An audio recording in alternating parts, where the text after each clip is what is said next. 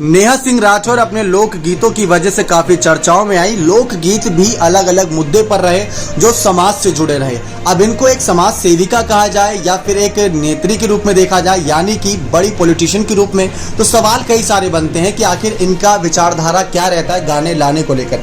क्या सिर्फ ये पॉपुलर होना चाहती है या फिर ये राजनीति में एंट्री करके बाकी नेताओं की तरह अपना हुकूमत जमाना चाहती है, अपना दबदबा कायम करना चाहती हैं। सवाल बहुत बड़ा है, लेकिन जवाब शायद आसान हो कि अभी तो फिलहाल 10 साल तक जनता की सेवा में ही ऐसे गाने लाती रहेंगी। दरअसल ये बात खुद नेहा सिंह राठौर ने कबूल करी थी। कई सारी चर्चाएं हो रही थी कि जब योगी सरकार के खिलाफ इन्होंने गाना गाया था यूपी में काबा, तो योगी सरकार बहुत ज्यादा चर्चाओं में आ गई थी और इनका गाना भी बहुत वायरल हो गया था।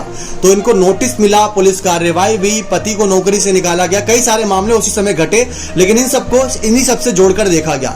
लेकिन फिर ऐसी खबरें आई कि ये समाजवादी पार्टी में जा सकती हैं, ये बहुजन समाज पार्टी में जाकर योगी से बदला लेंगी। तो ऐसी कई सारी खबरें थी कि योगी से बदला लेंगे, लेकिन माननीय मुख्यमंत्री योगी आदित्यनाथ के खिलाफ उतरने का फैसला इनका नहीं था, बल्कि इन्होंने साफ कहा कि मैं तो सिर्फ जो मुद्दे थे उनके जरिए ही यहाँ पर गाना लाई थी, इसके अलावा मेरी कोई इंटेंशन नहीं थी।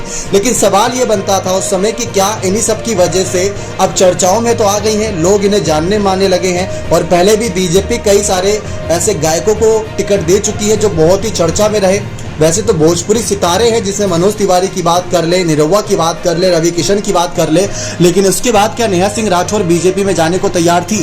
तो नेहा सिंह राठौर ने साफ इनकार कर दिया। उन्होंने कहा ना ही मैं किसी पार्टी के खिलाफ हूं, ना ही किसी के समर्थन में हूं, और ना ही मैं अभी राजनीति में जाऊंगी। ये बात उन्होंने साफ कर दी थी। उन्होंने कहा कि बस जो भी मुद्दे होते हैं, चाहे बिहार में काबा बने, चाहे यूपी में काबा बने, चाहे दिल्ली में काबा बने, चाहे बंगाल में काबा बने, तो वो गाना जनता के लिए आएगा। उसके बाद सरकार को जो फैसला लेना है, कानून को जो फैसला लेना है, उसके लिए मैं तैयार हूं, लेकिन गाने के जरिए अपनी आवाज जनता तक पहुंचाऊंगी कि आपके साथ क्या कुछ गलत हो रहा है। तो ये इन्होंने अपनी बात साफ कर दी थी। लेकिन चुनावी चर्चाएं रहती हैं और इन सबके बीच नेहा सिंह राठौर को लेकर भी खूब चर्चा थी। उम्मीद करते हैं जानकारी पसंद आई होगी। बहुत बहुत धन्यवाद।